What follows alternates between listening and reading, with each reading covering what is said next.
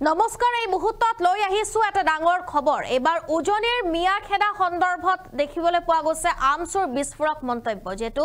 উজনিত বৰ্তমান সময়ত মিয়াখেদাৰ এক অভিযান চলিছে আৰু প্ৰত্যেকটো দল সংগঠনে এতিয়া তাতে যেটো সংখ্যালঘু লোকসকলক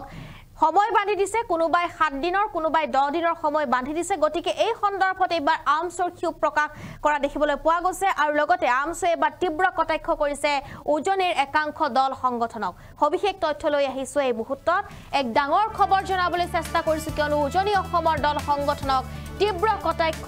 আমচুৰ তীব্ৰ কটাক্ষ কৰিছে আমচুৱে উজনি অসমৰ একাংশ দল সংগঠনক চান্দা খুজি ফুৰা লৰাই মিয়াক উজনি অসমত অত্যাচাৰ কৰিছে বুলি আমচুৰ গৰ্জন দেখিবলৈ পোৱা গৈছে চান্দা খুজি ফুৰা লৰাই মিয়াক অত্যাচাৰ কৰিছে উজনিৰ অৰ্থনৈতিক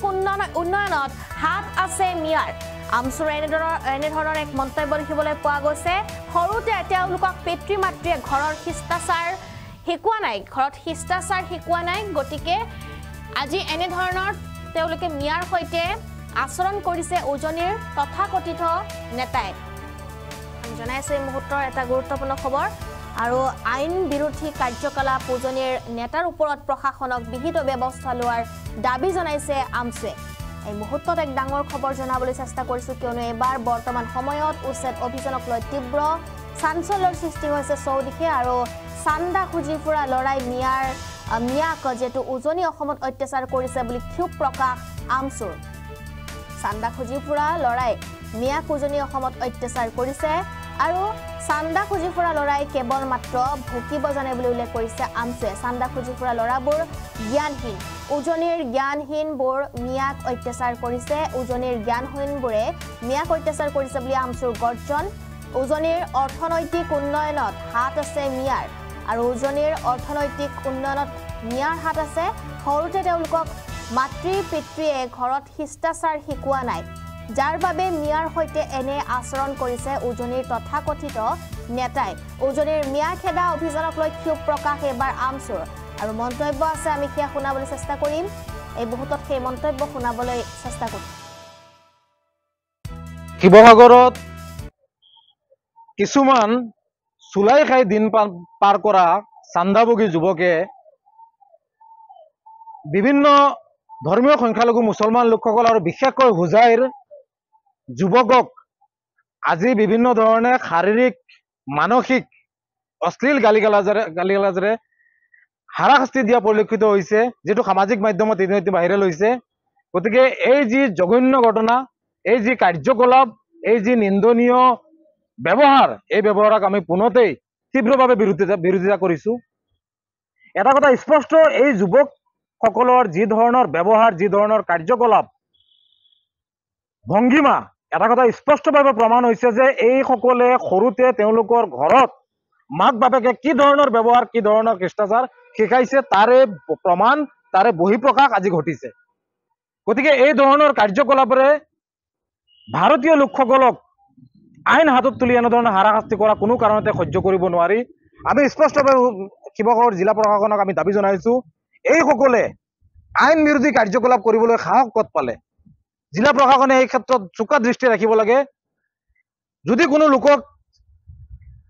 প্ৰমাণ পত্ৰ চাবলগীয়া হয় বিভাগীয় বিষয়া কৰ্মচাৰীসকল আছে তেওঁলোকে চাব এই সকলে আইন হাতত তুলি এনেধৰণে শাৰীৰিক অত্যাচাৰ কৰা সাহস কেনেকৈ গোটাব পাৰিলে এটা কথা স্পষ্ট এওঁলোকৰ কাৰ্যকলাপৰ পৰা প্ৰমাণ হয় যে যেনেধৰণৰ কুকুৰে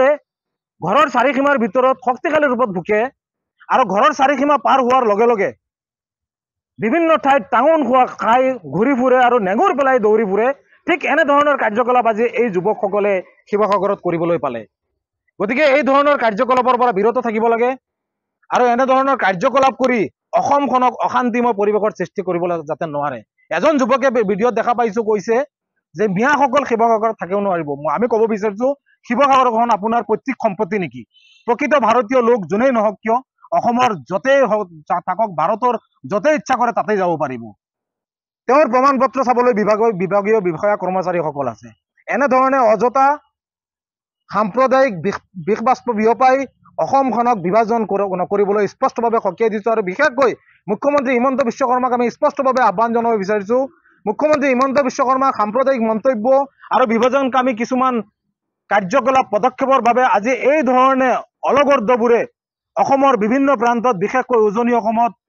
অশান্তিময় পৰিৱেশৰ সৃষ্টি কৰিছে। গতিকে এইবোৰ অতি শীঘ্ৰে বন্ধ কৰিব লাগে মুখ্যমন্ত্ৰী মহোদয়ে। এই কাৰ্যকলাপবোৰ বন্ধ কৰিব লাগে, অন্যথা আগন্তুক দিনত ভয়াৱহ পৰিস্থিতিৰ সন্মুখীন হ'ব লাগিব আৰু ইয়াৰ বাবে জগৰীয়া মুখ্যমন্ত্ৰী হিমন্ত বিশ্ব শৰ্মা হ'ব। কাৰণটো হ'ল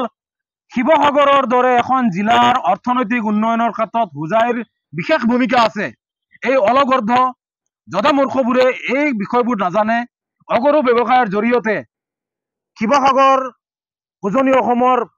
সেই ঠাইসমূহ অৰ্থনৈতিকভাৱে উন্নয়নৰ ক্ষেত্ৰত, সেই এলেকাৰ লোকসকল আৰ্থিকভাৱে উন্নতিৰ ক্ষেত্ৰত হোজাই জিলাৰ লোকসকল বা হোজাই জিলাৰ বিশেষ ভূমিকা আছে। গতিকে এই ক্ষেত্ৰত লক্ষ্য ৰাখিব লাগে আৰু সেই অলগৰ্ধবোৰে